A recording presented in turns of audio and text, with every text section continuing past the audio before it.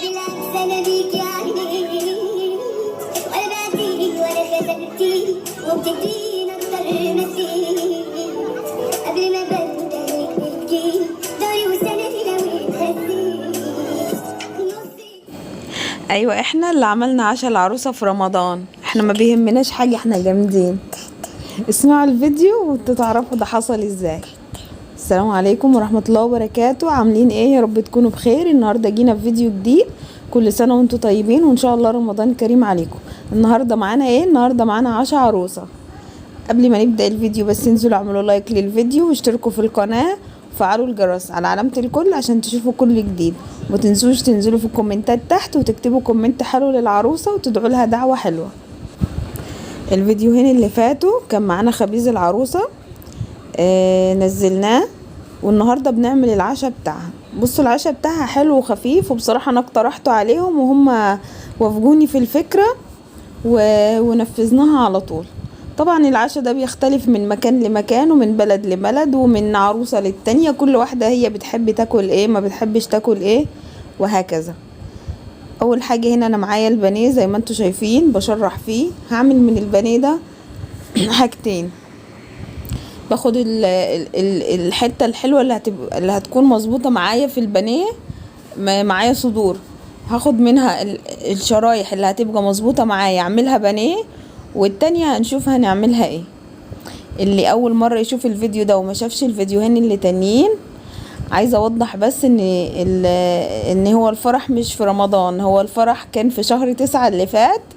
والفيديوهات كانت عندي بس انا لظروف عندي يعني ما كنتش نزلتها لكم على القناة، فنزلنا الفيديوهين اللي فاتوا الخبيز، والفيديو ده هننزل العشاء.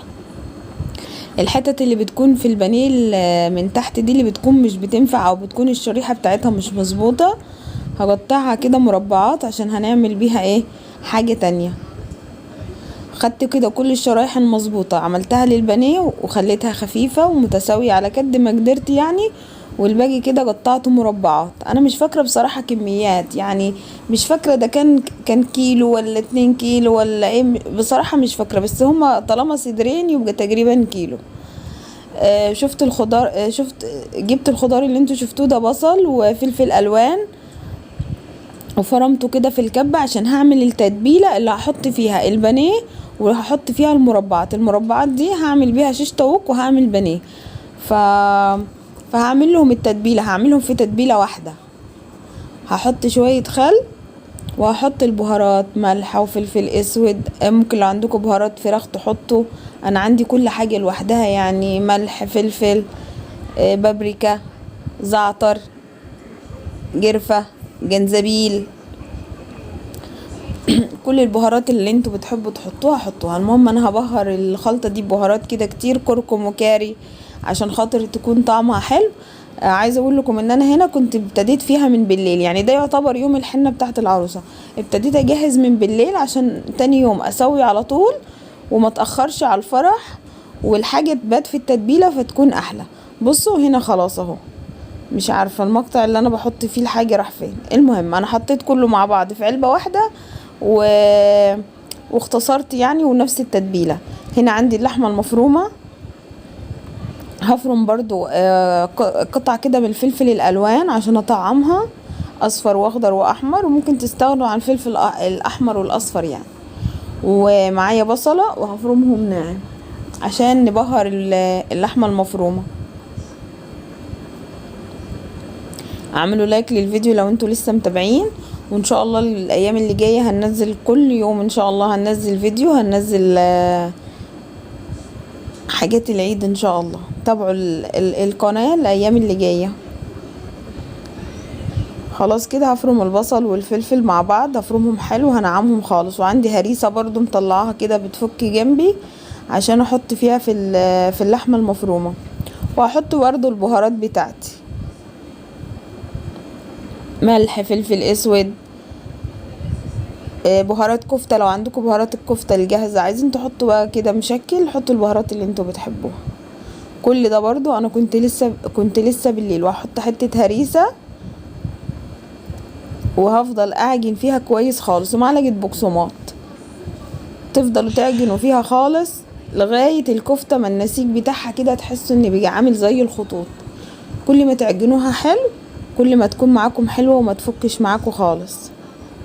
خلاص بصوا اهو عجنتها خالص، والفلفل الالوان مديها شكل حلو كده. احنا خلاص تاني يوم، احنا كده الصبح تاني يوم خلاص. هنا اول حاجة هبتدي بيها تقريبا يعني هنشوف مع بعض الحشو بتاع الحمام. هنحط زيت وهنفرم بصل، وكنت غسلت الفريك كويس ونجيته وخليته جاهز يعني لحد ما ايه يجي الدور بتاعه في الحلة.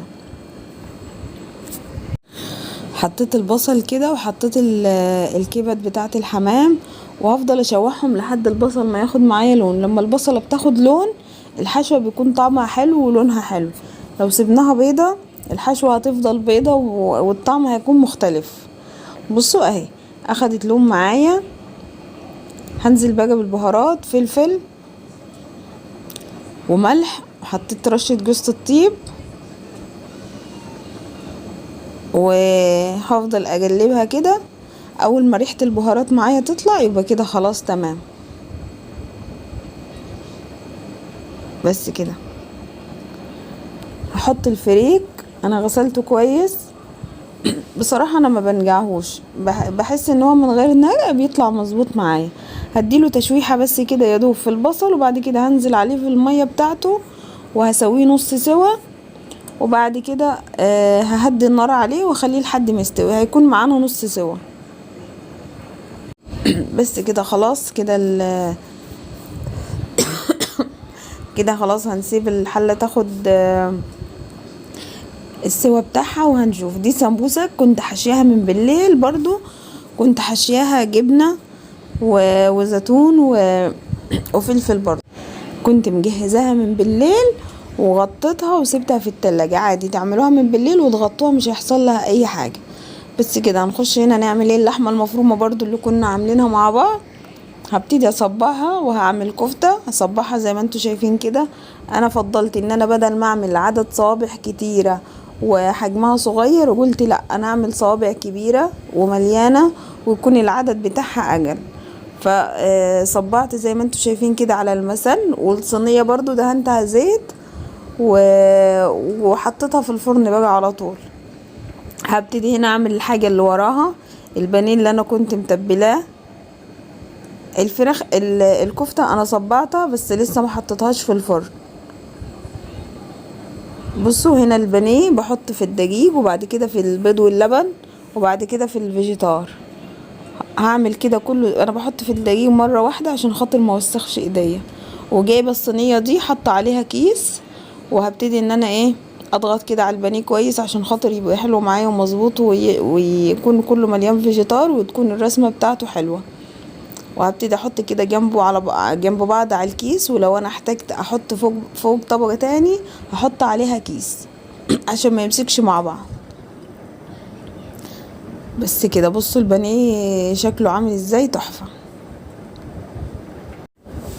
عايزاكم تنزلوا تكتبوا كلام حلو في الكومنتات للعروسة وتدعوا لها ربنا يصلح لها الحال. طبعا هو الفرح كان من بدري، بس معلش بقى هي تسامحني ان انا نزلت الفيديوهات بتاعتها متأخر. اكتبوا لي كومنتات كده وشجعوني عشان خاطر نرجع ننتظم مع بعض تاني في الفيديوهات. زي ما قلت لكم اهو بصوا حطيت كيس وهكمل عليه. ان شاء الله نرجع ننتظم الفترة دي، وان شاء الله كله خير، يعني كل حاجة خير ان شاء الله. محضرين فيديوهات حلوة الفترة اللي جاية نعملها مع بعض. ولو حد عنده اي فكرة او اي اقتراح او اي حد عايز حاجة معينة اكتبوا لي في الكومنتات. خلاص كده انا خلصت كل البانيه. هيفضل معايا المربعات اللي انا شايلها عشان اعملها شيش. بس كده دي اخر واحدة معايا تقريبا، وهحطها في التلاجة لغاية لما اجي احمرها هيكون الكفر بتاعها مسك اكتر. بصوا هنا كان خلاص الفريك استوى. بصوا لونه تحفة، بصوا اللون بتاعه خطير وريحته رهيبة رهيبة. بصوا اهو بالكبد والجوانس بتاعته. بصوا اللون رهيب.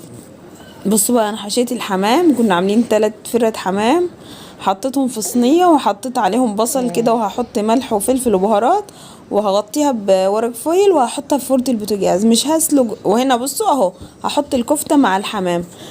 انا قلت لما اولع الفرن بالمره احط الاتنين مع بعض. مش هحط الحمام على النار عشان خاطر في حله يعني، لان انا كده كده مش محتاجه شوربه عشان ما يفتحش معايا. هنا هبتدي اعمل ايه. بصوا حطيت بصل، شوحتها يا دوب كده، ما خدتش لون يعني، هي وبيضه. نزلت بكركم وكاري وعود قرفه خشب وملح. وبعد كده هنزل بالرز اللي انا هحطه فرشه في الصينيه بتاعتي. انا عامله كميات صغيره عشان خاطر الحاجه ما توجعتش. انتوا عارفين ان العرايس بيكون الاكل كتير عنديهم والحلويات وكل حاجه كتيره، فالحاجه بتوجعد وبتبوظ. فانا قلت لهم ايه رايكم احنا نغير، بدل ما نعمل صواني وبشاميل ومش عارفه ايه وايه، وفي الاخر العروسه ما بتاكلش كل ده وده بيبوظ وبيترمي. لا، اعمل لكم الصينيه دي عليها حاجات كتيره وكميات صغيرة بحيث ان هي تتاكل. وبعد كده لما ام العروسة تروح لها تاني يوم او تالت يوم او اي يوم يعني، تشوفها هي محتاجة ايه وتعمله لها. فقالوا خلاص تمام. واحنا كلمنا العروسة بعد الفرح بيومين، كانت بتقول ان هي لسه في حاجات من الصينية دي لسه موجودة عندها يعني. فده اللي انا بتكلم فيه، ما نعملش اكل كتير وفي الاخر حرام ما يتاكلش وبيبوظ وبيترمي يعني. ممكن هي تكون ساكنة في مكان مفيش حد مثلا جنبها تديله الاكل، فيفضل عندها لغاية ما يبوظ ويترمي. هنا حمرت السمبوسك زي ما انتوا شايفين اهو.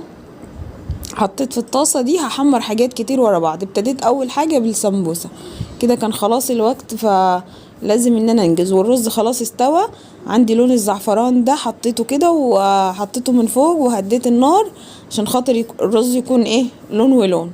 والسمبوسك هنا ايه شغالين فيها. خلاص كده خلصت السمبوسك. هنزل بالبانيه هحمره كده ايه وراها على طول عشان نخلص الصينية مرة واحدة، كله يطلع مع بعض، بحيث ان كله كان هيكون سخن في ميعاد واحد، ونغطيها ولغاية ما احنا نروح ونوديها يكون برضو الاكل ايه معاهم لسه سخن. خلاص كده بصوا البانيه خد لون تحفة. بصوا لونه ما شاء الله جميل خالص. انا حطيت السمبوسك الاول عشان زي ما انتوا شايفين البانيه بيطلع الفيجيتار بتاعه ما يبوظش الزيت وده ما يكرفش على ده.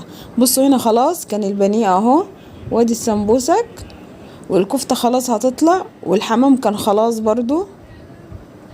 بصوا انا هنا كنت عايزه اعمل شيش، بس اكتشفت ان انا ما عنديش العيدان. لقيت العيدان خلصت، كنت فاكره ان انا فيه كنت شايلاه في مكانه كده فما لقيتهاش خلصت. فانا هنا نجيت الفراخ من التتبيله خلاص، مش عايزه البصل ده تاني.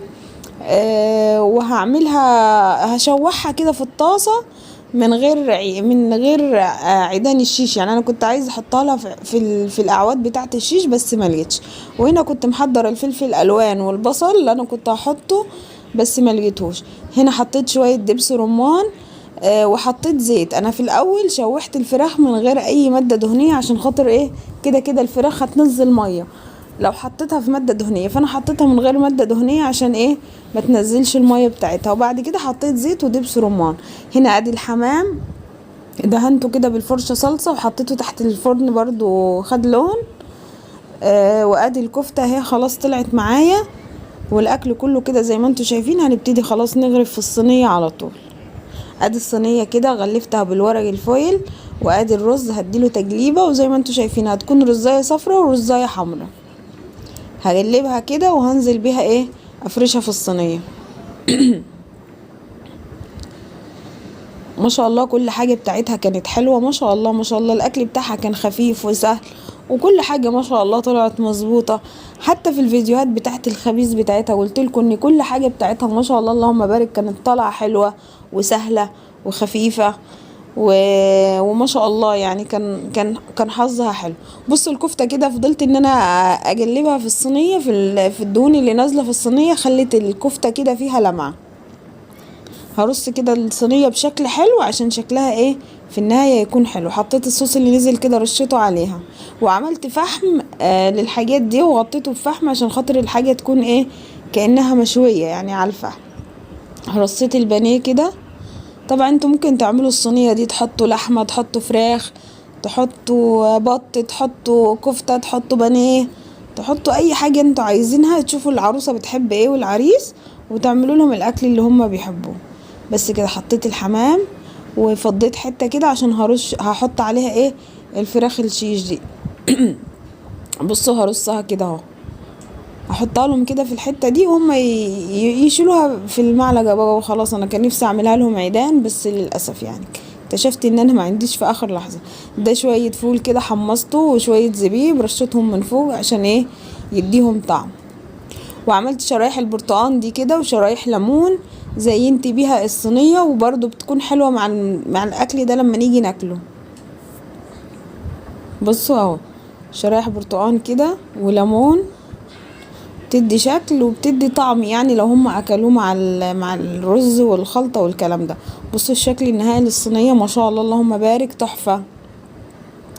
اكتبوا لي رايكم في الكومنتات ايه، وقولوا لي كل واحد يكتب لي هو من محافظه ايه او من البلد ايه، وايه السائد عندهم او عاداتهم وتقاليدهم في العشاء بتاع العروسه في الافراح بتاعتهم بيكون ازاي وبيكون ايه. وقولوا لي ايه رايكم النهارده في العشاء ده، وهل دي كفكره حلوه ولا لا.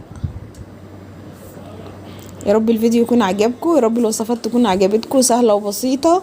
وما تنسوش تعملوا لايك للفيديو، تشتركوا في القناه وفعلوا الجرس، وانزلوا اكتبوا لي كومنت. اشوفكم على خير ان شاء الله يوم جديد وفيديو جديد، والسلام عليكم ورحمه الله وبركاته.